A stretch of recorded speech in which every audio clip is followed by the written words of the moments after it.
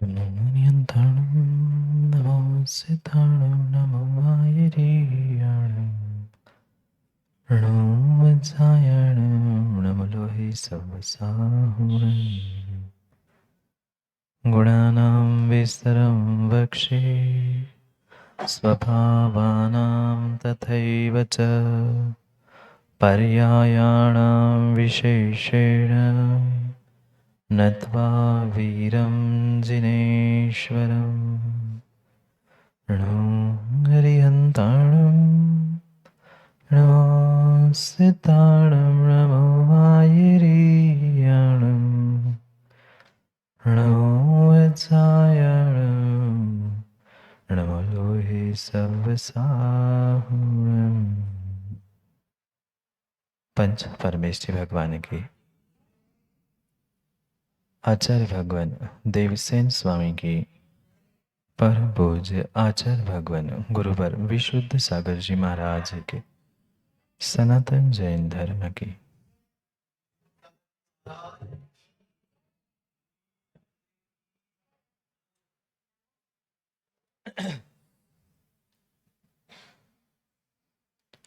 अंतिम तीर्थेश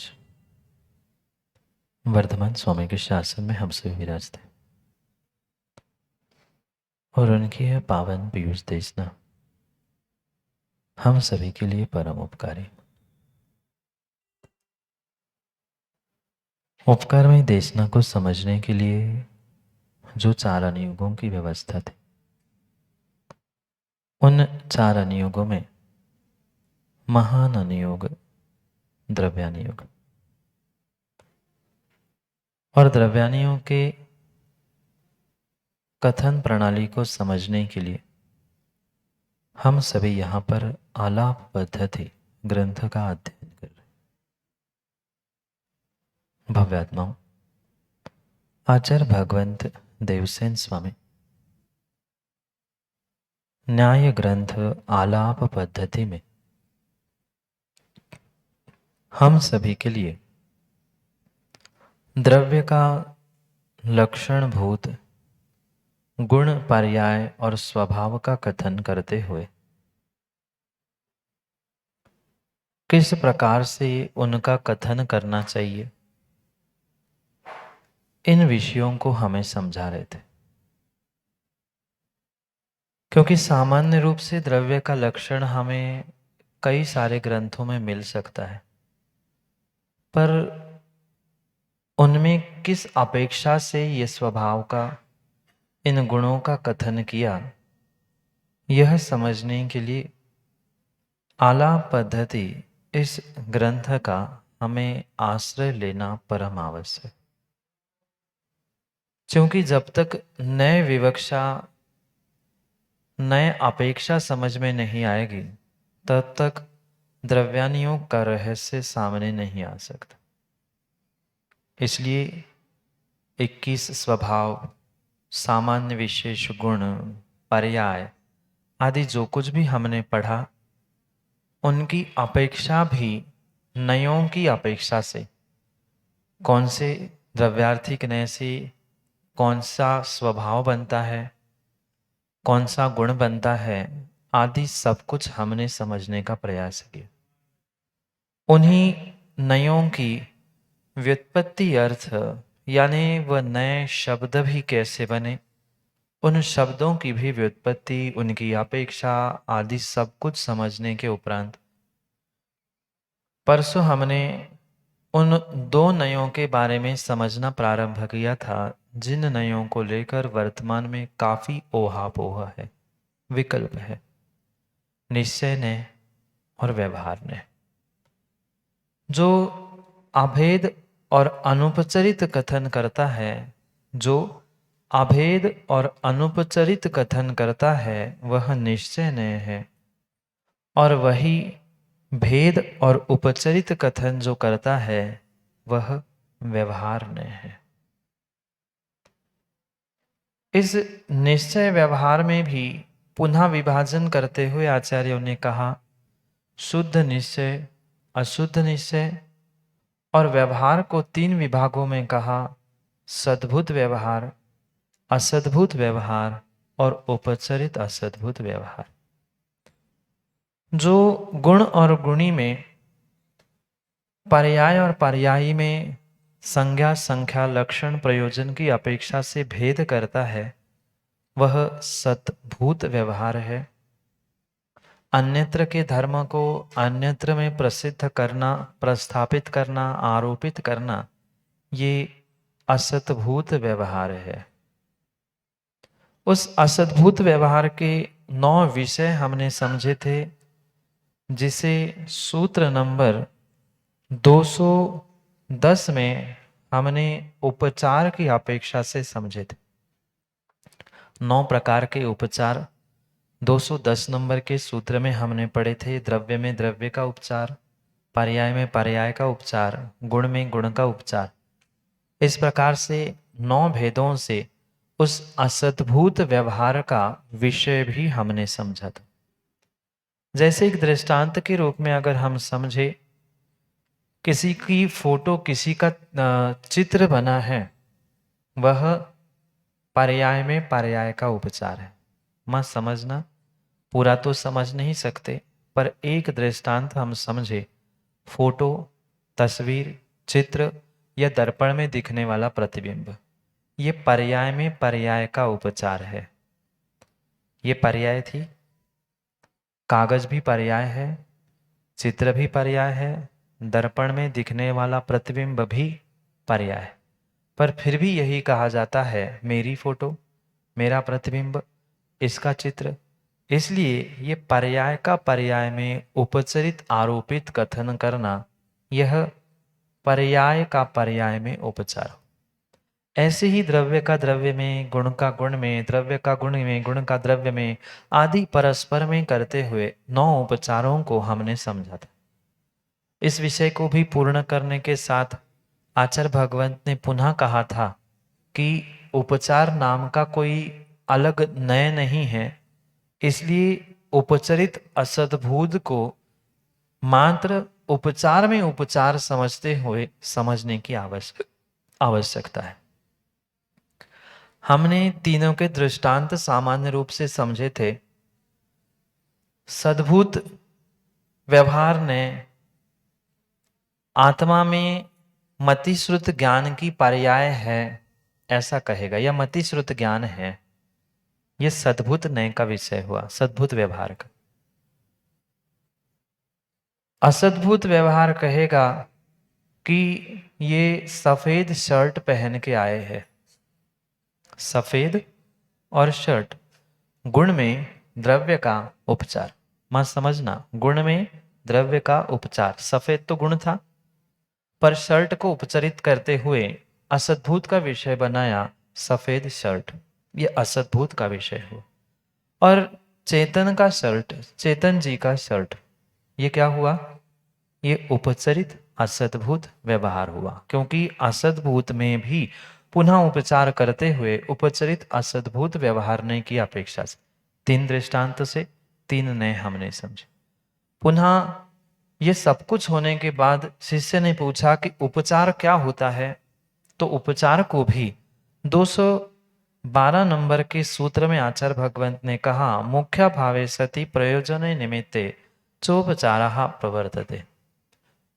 मुख्य के अभाव होने पर जो प्रयोजन के निमित्त से जो भी क्रिया की जाती है वह उपचार है, या प्रयोजन के निमित्त से उपचार कोई प्रवृत्ति होती है। ये भी हमने 212 नंबर के सूत्र में दृष्टांत के माध्यम से समझा। पारसनाथ भगवान है भी और नहीं भी। साक्षात पारसनाथ भगवान सिद्धशिला में है, पर उनका अभाव, मुख्य का अभाव होने पर जो मंदिरों में हमने स्थापना निक्षेप से उन प्रतिमाओं में उपचार किया है, वह क्रिया ही उपचार के रूप में स्थापना निक्षेप से मानी जाती है। इस प्रकार से उपचार को समझने के बाद विशेष अगला सूत्र समझने की आवश्यकता थी, 213 नंबर का सूत्र, जहां आचार्य भगवंत किन्हीं कुछ संबंधों का व्याख्यान करने वाले। जैसे मैंने पहले भी कहा कि अगर 9 उपचार समझ में आ जाएंगे तो लगभग व्यवहार ने समझ में आ जाएगा। ऐसे ही ये कुछ संबंध जो बताने वाले हैं, इन संबंधों का अगर हमें बोध हो जाएगा तो बहुत बड़ा तत्वों का निर्णय सहजता से होने की संभावना है। किन द्रव्यों में किस प्रकार के संबंध होते हैं आदि का व्याख्यान 213 नंबर के सूत्र के माध्यम से समझने का प्रयास करते हैं। पहले सूत्र पढ़ते हैं, फिर उन संबंधों के बारे में समझने का प्रयास करते हैं। सूत्र नंबर 213, आगे इंडेक्स में देख लो, आगे इंडेक्स होगा उसमें देख लेना। अधिकार अलग होगा, संबंध कथन रूप कहीं मिल जाएगा आपको, या मात्र सूत्र भी मिल जाए, अर्थ तो मैं कर ही रहा। ठीक है, 213 नंबर के सूत्र को पढ़ते। सोपि संबंधो विना भावः संश्लेष संबंधः परिणाम परिणामी संबंधः। पढ़ो।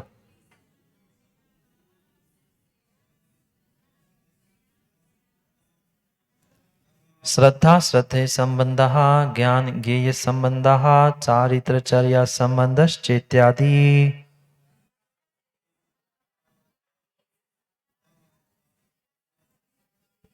सत्यार्थः असत्यार्थः सत्यासत्यार्थश्चेत्युपचरिता सद्भुत व्यवहारनयस्यार्थः।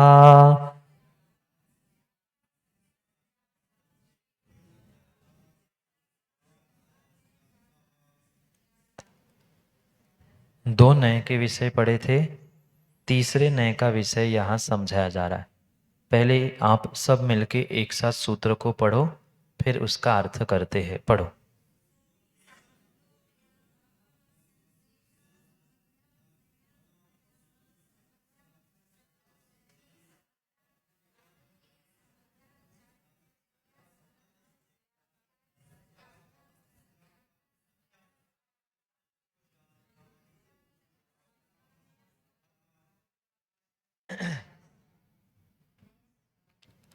सह आपी, वह जो संबंध है वह अनेक प्रकार से कैसे बनाया जाएगा ये संबंध। तो वह संबंध उपचरित असतभूत व्यवहार नय से बनाया जाए। जैसे अभी अभी दृष्टांत में हमने कहा था चेतन जी का शर्ट, यहाँ संबंध बना चेतन जी का, वो कि संबंध कब बनेगा, जब दो होंगे, जब दो वस्तु होंगी तभी वह उसमें संबंध कारक बनता है। अध्यात्म में जो कारक कहे हैं वे मात्र षट कारक ही है, संबंध कारक अध्यात्म में नहीं होता। सात कारक पढ़े क्या कि पुनः याद दिलाऊं। कर्ता ने कर्म को करण से संप्रदान के लिए अपादान से अलग, अधिकरण में पे पर संबंध का की के रा री रे ना नी ने। तो पहले 6 कारक पूर्ण रूप से अध्यात्म में होते हैं। सातवां कारक संबंध कारक कहलाता है। सातवां कारक संबंध कारक कहलाता है, का की के रा री रे नानी ने। तो ये संबंध कारक और संबोधन अध्यात्म में कारक के रूप में स्वीकार नहीं किया जाता। बात आई क्या समझ में? 7 कारक और 8वां संबोधन, तो 6 ही कारक अध्यात्म में ग्रहण किए जाते हैं, 7वां कारक संबंध नहीं। क्यों नहीं किया जाता? क्योंकि संबंध दो द्रव्यों में ही होगा, परस्पर में परस्पर का कोई संबंध नहीं होता। समझ में आया क्या बीसी जैन साहब? संबंध बनाने के लिए दो चाहिए पड़ेंगे, एक से एक का संबंध नहीं होता, इसलिए उसे अध्यात्म में नहीं लिए। अब यहाँ संबंध का विषय कह रहे हैं, तो संबंध जब है तब कहीं ना कहीं दो द्रव्य, दो वस्तु, दो पदार्थ, दो तत्व, दो अपेक्षा, कहीं ना कहीं द्वैत होगा, तभी संबंध बनेगा। ये बात समझ में आई? इसी कारण से इसे उपचरित असद्भूत व्यवहार नय का विषय का। उपचरित असद्भूत व्यवहार 3 नए पड़े, मात्र गुण गुणी में भेद करने वाला सद्भुत, अन्य में जो होने पर भी उसका ही उसमें संबंध करने वाला, द्रव्य का द्रव्य में, पर्याय का द्रव्य में, परस्पर में, वह असद्भूत था। अब भिन्न द्रव्य का भिन्न द्रव्य से संबंध किए बिना उपचार होगा क्या? तो कैसे कैसे संबंध होंगे, उनको यहां समझा रहे। बात समझ में आई क्या? संबंध दो द्रव्यों में, उपचरित कथन भी दो द्रव्यों में। इसलिए उस उपचरित असद्भूत व्यवहार का अर्थ ये संबंधों से समझाने का प्रयास किया। विषय समझ में आया? सूत्र का अर्थ समझने में समय नहीं लगेगा, अपेक्षा और विषय को समझने का प्रयास करें। ठीक, असद्भूत व्यवहार, उपचरित असद्भूत व्यवहार का विषय चल रहा है। उसे किसे समझेंगे? तो संबंधों से समझेंगे। कैसे संबंध है, किसमें संबंध होते हैं? तो संबंध पहले सत्यार्थ, असत्यार्थ और सत्यासत्यार्थ, तीन शब्द मिले क्या? आखिरी में लिखे हैं सत्यार्थ, असत्यार्थ और सत्यासत्यार्थ। सत्यार्थ अर्थात स्वजाति पदार्थों में, सत्यार्थ यानी स्वजातीय पदार्थ या स्वजातीय द्रव्यों में। चेतन जी, बेटा है आपका, बेटी है? बोलो ना। चेतन का कभी बेटा होता है? चेतन का कभी बेटा होता है? पर फिर भी हम बेटा कह रहे हैं, मत समझना। द्रव्य दोनों जीव है कि नहीं? पिता और बेटा, स्वजातीय सत्यार्थ, विजातीय असत्यार्थ। शर्ट आपका विजातीय। समझने का प्रयास करो। समझ में आया क्या? सत्यार्थ यानी स्वजाति, असत्यार्थ यानी विजाति, और सत्यासत्यार्थ यानी स्वजाति विजाति। सफेद शर्ट पहना हुआ चेतन जी का बेटा, आया समझ में? सफेद शर्ट पहना हुआ चेतन जी का बेटा, ये सत्यार्थ और असत्यार्थ, स्वजाति विजाति मिश्र परिणति हो गई। आया समझ में? तीन शब्द समझ में आए। अब जो भी संबंध होगा, क्या स्वजाति स्वजाति में होगा, क्या स्वजाति विजाति में होगा, या स्वजाति विजाति मिक्स में होगा? तीनों प्रकार में। बात समझ में आई क्या? नहीं आई? शादी भी होती है, शादी भी होती है प्रोफेसर जी। आप लोग कहते हैं ना स्वजाति विजाति शादी में विद्यार्थी है, तो ये विजाति क्या है? दूसरी जात। यहां द्रव्य की जाति चल रही, छह द्रव्यों की जाति, उनमें परस्पर विरुद्ध अगर वो उपचार कथन किया जा रहा है तो वह विजातीय होगा। और पुनः समझना, जहां दो द्रव्य आए वहां पर नियम से संबंध ही होगा। कौन से संबंध बनेंगे? तो यहां उन संबंधों की अपेक्षा से उपचरित असद्भूत का विषय समझा रहे। पहली बात, संबंध समझ में आया? संबंध कितनों में होगा? कम से कम दो, अधिक हो सकता है पर कम से कम दो। ठीक, उपचार भी होगा, उपचरित असद्भूत का भी कथन होगा, वहां भी कम से कम दो चाहिए। क्योंकि भिन्न द्रव्य से भले ही एक जाति का हो, भिन्न जाति का हो या मिश्र हो, पर उन दोनों में संबंध बनाने से ही हमारा उपचरित असद्भूत का व्यवहार का विषय बनने वाला है।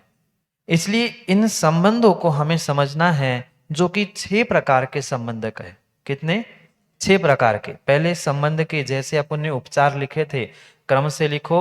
एक लाइन में एक संबंध लिखो, एक लाइन छोड़ो, पुनः दूसरा संबंध लिखो, पुनः एक लाइन छोड़ो, फिर अपन उसको विस्तार से समझते। ठीक है, पहले नाम लिखना। अविनाभाव संबंध, पहला संबंध है अविनाभाव संबंध, एक लाइन छोड़ दो। अविनाभाव, अविनाभाव संबंध। दूसरा संश्लेष संबंध, पुनः एक लाइन छोड़ो, संश्लेष, संश्लेष, श और श में अंतर है, संश्लेष। दूसरा संबंध संश्लेष, पुनः एक लाइन छोड़ दो। तीसरे परिणाम परिणाम परिणामी, परिणाम परिणामी, परिणाम परिणामी। चौथा एक लाइन छोड़कर श्रद्धा श्रद्धेय। चौथा श्रद्धा श्रद्धेय। पांचवा ज्ञान ज्ञेय। अभी लिख लो, फिर अपन समझ लेंगे दृष्टांत के द्वारा। पांचवा ज्ञान ज्ञेय, पुनः एक लाइन छोड़ो। छठवा चारित्र चर्या, चारित्र चर्या छठवा। लिख लिए 6 संबंध। अविनाभाव, संश्लेष, परिणाम परिणामी, श्रद्धा श्रद्धेय, ज्ञान ज्ञेय, चारित्र चर्या। 6 हो गए। अब एक एक के दृष्टांत और अर्थ को समझने का प्रयास करते हैं। जैसे आचार्य भगवंतों ने उन शब्दों के कार्यों के नाम रखे हैं या संज्ञा प्रदान की है, बिल्कुल वैसा ही कार्य उनके साथ होता है। जैसे पहला संबंध है अविनाभाव संबंध। अगर शब्दों का ही हमने विभाजन करके समझा तो अर्थ समझ में आएगा, अ बिना भाव, अविना भाव, जिसके बिना वह नहीं होता, ऐसा वह अविनाभाव संबंध है। आया क्या समझ में? अविना भाव, इसके बिना ये नहीं है, इसके बिना ये नहीं है। किसके बिना? वो दृष्टांत में जिसके बिना जो नहीं है, उस दोनों के बीच में जो होता है वह अविनाभाव संबंध होता है। आया समझ में? हाँ हाँ, उसमें विभाजन करते लिख दो, अ प्लस विना प्लस भाव। उतना तो समझ में आ ही जाएगा। इसके बिना नहीं होना या किसी के बिना कुछ नहीं होना, इसके बिना ये नहीं होना, उसके बिना वो नहीं होना, ऐसा जो संबंध बनता है वह अविनाभाव संबंध है। बात आई क्या समझ में? अविना भाव संबंध। ठीक। पुनः दूसरा संबंध है संश्लेष संबंध। संश्लेष,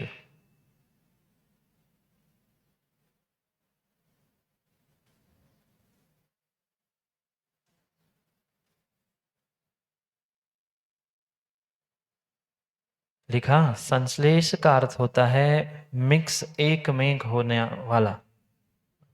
दूध पानी, आत्मा पुद्गल।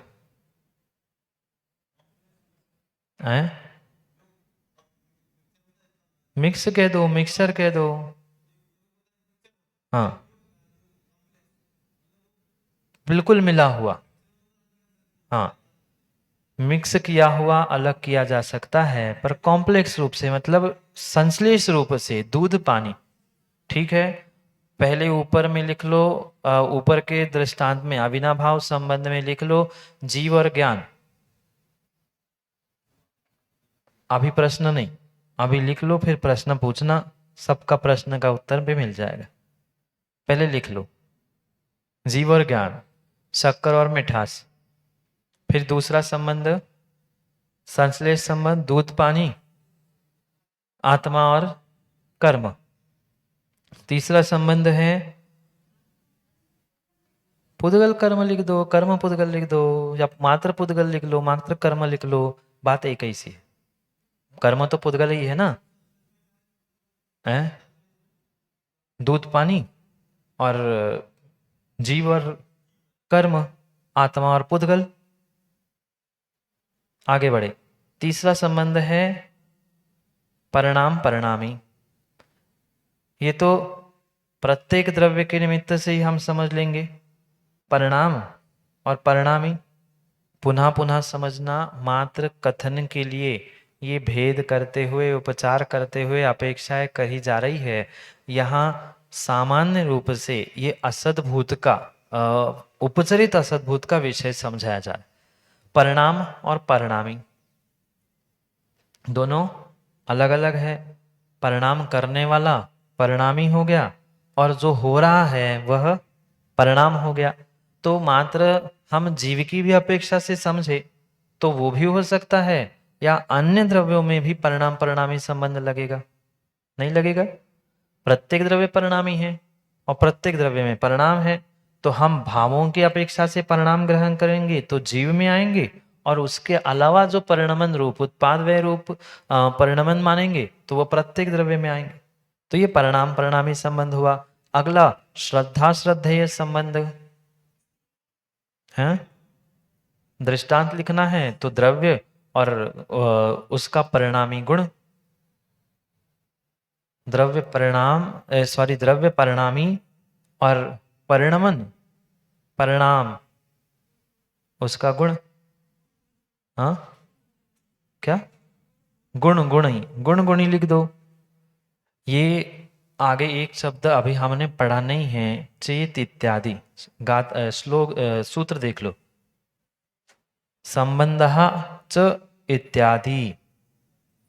अभी ये तो मात्र हमने कहने के लिए 6 बताए हैं। इसके अलावा भी निमित्त नैमित्तिक संबंध, आधाराधेय संबंध, प्रमाण प्रमेय संबंध, वाच्य वाचक संबंध, बंध्य बंधक संबंध, हिंस हिंसक, आप जितने संबंध बना लो वह संबंध बनते जाएंगे। ये इत्यादि कह के आपको समझाने के लिए कहे। क्या हुआ? और लिखने हैं क्या?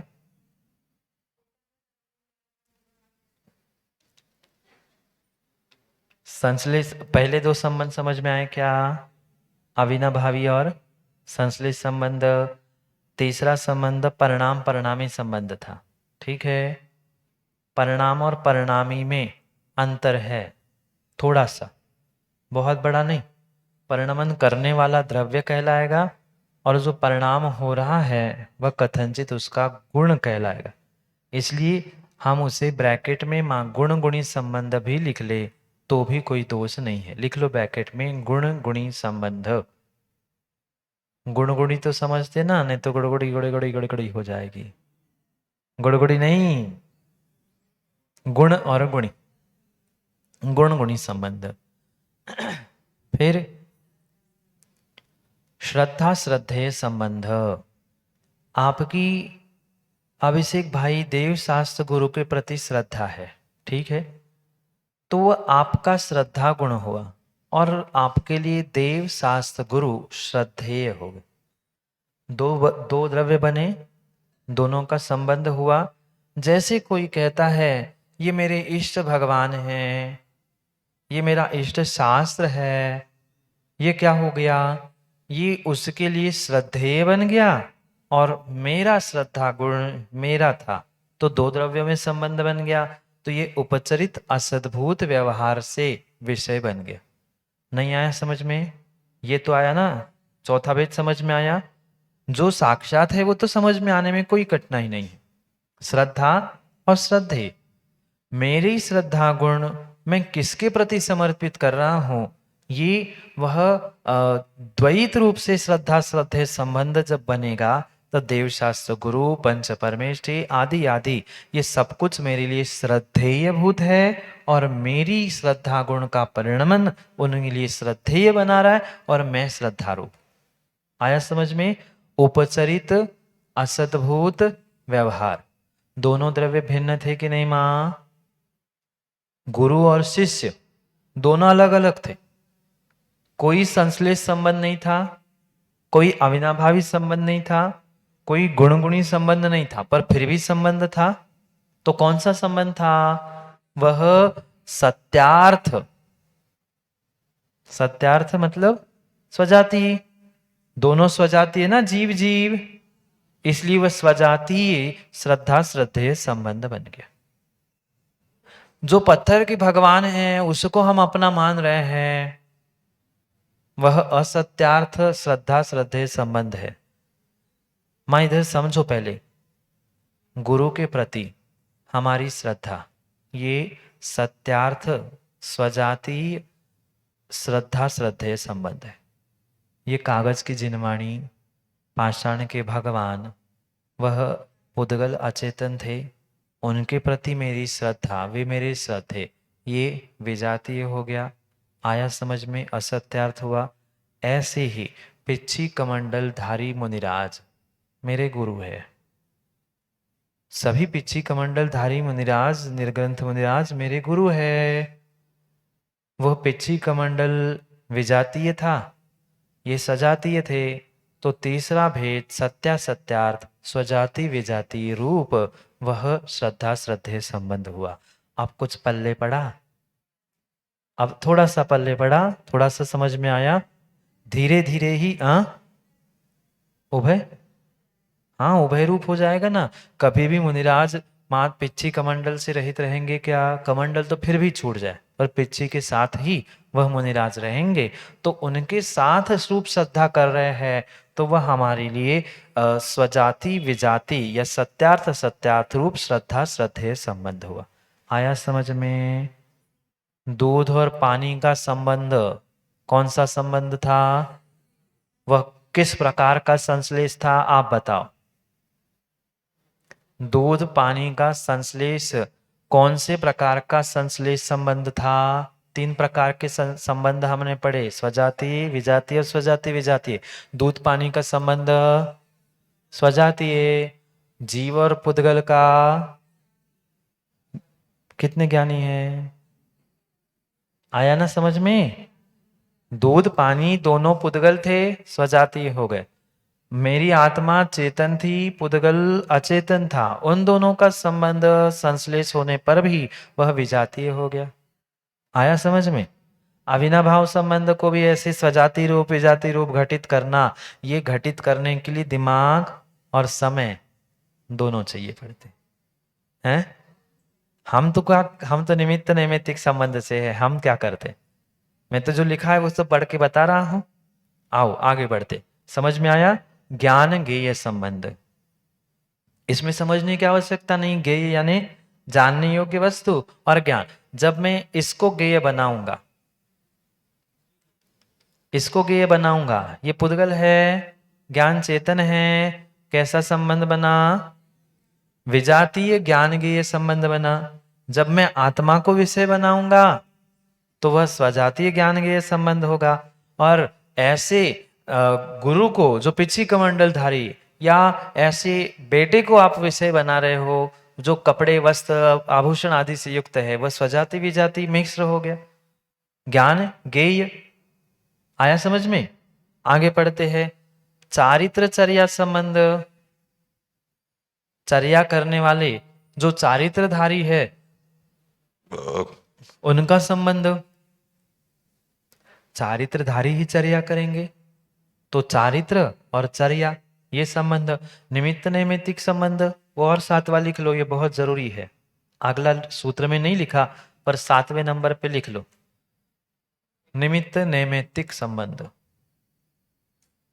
वहां सूत्र में नहीं है, पर देवसेन स्वामी ने आदि आदि आदि करते हुए उन्होंने उसको और लंबा और विस्तृत रूप दिया है। ठीक है। चारित्र चर्या संबंध में लिखो मुनिराजों का चारित्र और उनकी चर्या। चारित्र भीतर का गुण था और चर्या बाहर दिख रही थी।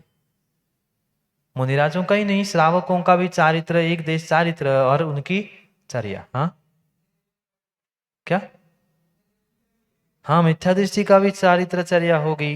अंतर इतना है, उसका मिथ्या चारित्र और मिथ्याचर्या होगी, इनका सम्यक चारित्र और सम्यक चर्या होगी।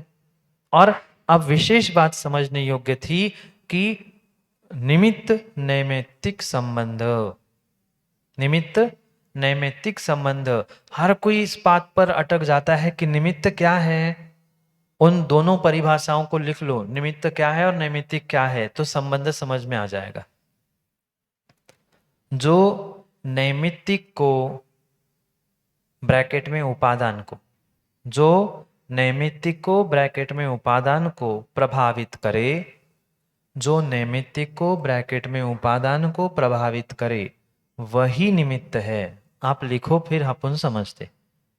जो नैमित्तिक को ब्रैकेट में उपादान को प्रभावित करे वही निमित्त है। जो अगली पंक्ति,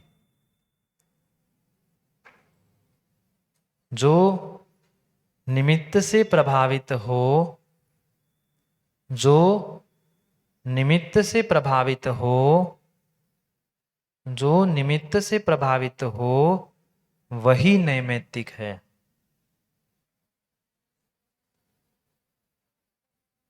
लिखा, अब अर्थ समझते हैं। जो निमित्त से प्रभावित हो वह नैमित्तिक है। पहला क्या लिखा? जो नैमित्तिक को प्रभावित करे वही निमित्त है। अगर नैमित्तिक को यानी उपादान को प्रभावित नहीं कर रहा है तो उसके लिए वह निमित्त नहीं है। जैसे मारीची के लिए आदिनाथ भगवान निमित्त। बोलो, आप भी सब चुप हो गए हैं? क्या ठीक है? वाक्य तो पूरा करो। मारीची के लिए आदिनाथ भगवान निमित्त। मैंने वाक्य पूरा नहीं किया है, आपसे जानना चाहता हूं। अब दोनों परिभाषा हमने लिख दी। अगर निमित्त होता तो वही उनको दीक्षा लेकर काम कर लेना चाहिए था, पर वह निमित्त भी नहीं थे और उनका वैसा उपादान भी नहीं था। ये लोग एकांत से प्रोफेसर साहब कहते उपादान ही खराब था, उपादान ही खराब था। अरे उपादान ठीक है, जैसा था ही था, पर वो उनके लिए निमित्त भी नहीं थे। निमित्त वही कहलाता है जो मेरे उपादान को, नैमित्तिक को प्रभावित करे। इतने सैकड़ों हजारों की तादाद में जनता है, पर हर कोई देशना सुनने, कक्षा सुनने आ पा रहा है क्या? नहीं है, क्योंकि उनके लिए मैं निमित्त हूं ही नहीं। जिनके पास श्रद्धा है, समय है, उनके लिए ही, जो प्रभावित हो रहे सुन रहे हैं, उनके लिए ही निमित्त हूं, अन्य किसी के लिए निमित्त नहीं हूं। आया दोनों का संबंध समझ में? वही निमित्त है जो प्रभावित करता है और वही नैमित्तिक है जो प्रभावित होता है। कार्य रूप हो चाहे किसी रूप हो, प्रभावित करेगा ही नहीं, भले ही तुरंत कार्य हो ना हो। हाँ, मारीची के लिए भगवान बनने के लिए निमित्त नहीं था। हाँ, अब आया स्पष्ट समझ में? हम संसार बांधने के लिए वह उसकी गलती थी, इसलिए उनने उसमें से वो निकाला, इसलिए वैसे निमित्त बन गए। मारीची के लिए भगवान बनने के लिए आदिनाथ निमित्त नहीं थे, जबकि कई सारे सैकड़ों जीवों ने दीक्षा ली थी कि नहीं? तो उनके लिए तो भगवान बनने के लिए, दीक्षा लेने के लिए निमित्त बने, पर उनके लिए नहीं जो प्रभावित नहीं हुए। इन दोनों के बीच में जो संबंध होता है वह निमित्त नैमित्तिक संबंध होता है। हर किसी द्रव्य में ये निमित्त नैमित्तिक संबंध होता ही है, जरूरी नहीं है। जरूरी नहीं है। विरला ही कोई पुण्यात्मा जीव होता है जो जिनवाणी को सुनकर मोक्ष मार्ग पर बढ़ता है। बाकी तो सब सुनते हैं, ताली बजाते, वाह वाह करते और पुनः जैसे थे वैसे ही होते। तो वो तात्कालिक कुछ क्षण के लिए निमित्त था और फिर छूट गया। इस प्रकार से ये संबंध समझ में आया क्या? 6 और एक 7वां और समझा। ऐसे और भी बहुत सारे संबंध बनाए जा सकते हैं, पर सामान्य रूप से ये दृष्टांत देकर समझाया कि जब भी संबंधों से बात की जाती है, काकी के, इसके कारण, उसका कारण, इसने, इसका आदि कथन किया जाएगा, वहां पूर्ण रूप से वह उपचरित असतभूत व्यवहार ही होगा। बात आई क्या समझ में? ये किसका पेन है? ये पेन किसका है? ये कहो कि पेन महाराज का है, तो ये संबंध हुआ कि नहीं? ये संबंध हुआ। तो संबंध हुआ तो उपचरित असद्भुत का विषय बना। और वही हमने कह दिया कि ये प्लास्टिक का पेन है, नीला पेन है, तो ये असद्भुत का विषय बनेगा। मैं इसलिए समझा रहा हूं, दृष्टांत एक ही है, पर उसमें तीनों नयों का व्याख्यान होगा। आया क्या समझ में? मेरा पेन उपचरित असद्भुत, प्लास्टिक का पेन या नीला पेन? नीला पेन नीले गुण में पेन द्रव्य का उपचार करते हुए गुण में द्रव्य का उपचार रूपी असद्भुत व्यवहार का विषय बन गया। और सद्भुत का कैसा बनेगा? इसके ही स्पर्श रस को भेद रूप कह देना, भेद कथन कर लेना, ये सद्भूत का विषय बन जाएगा। आया समझ में? एक ही दृष्टांत में तीनों नयों को समझना। इसमें निश्चय नय होगा कि नहीं? निश्चय नय, निश्चय नय से पेन कहा जाएगा पेन, पेन पौद्गलिक पेन, पौद्गलिक पेन ये निश्चय का विषय हो गया। नहीं आया समझ में? पौद्गलिक पेन कोई भेद नहीं किया, पौद्गलिक पेन निश्चय। फिर कहूंगा नीले पुद्गल से बना हुआ पेन, ये सद्भुत हो गया। नीले से ही बना हुआ, पुद्गल से बना हुआ पेन, ये सद्भुत हुआ। ठीक। और पुनः नीला पेन, प्लास्टिक का पेन, अमुक कंपनी का पेन, ये क्या हो गया? सद्भुत हुआ। और महाराज का मेरे संबंध से कहा जा रहा है, इसलिए वह उपचरित असद्भुत व्यवहार। आया समझ में? आगे और समझेंगे। आज का समय भी हो गया और सूत्र भी अपना हुआ। एक ही सूत्र पढ़ने में एक दिन लगा आज, क्योंकि उतना जरूरी भी था समय देना। आगे आचार्य भगवंत उन नयों को अध्यात्म भाषा में समझाएंगे जिन नयों को हमने पहले ही समझा है। हाँ, इसीलिए तो कहता हूं कि कागज पे लिख लो, कागज पे लिख लो। 2, 4, 6, 10 बार मार लिखोगे तभी ध्यान में रहेगा। क्योंकि जो स्वयं के हस्ताक्षरों में, स्वयं के अक्षरों में लिखा रहता है, वह हमेशा के लिए याद रहता है।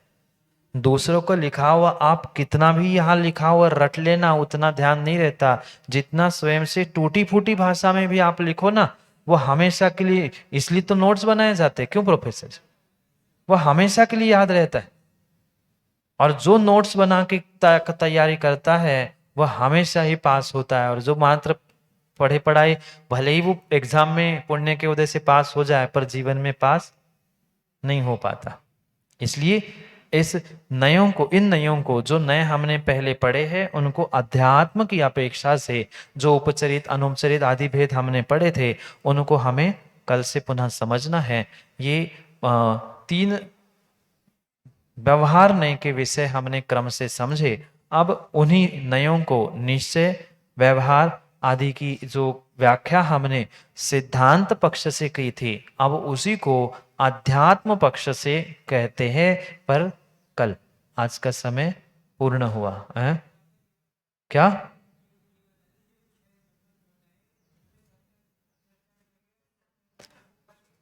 उसी में भी लगेगी और 6 के अलावा और भी जो संबंध बनेंगे।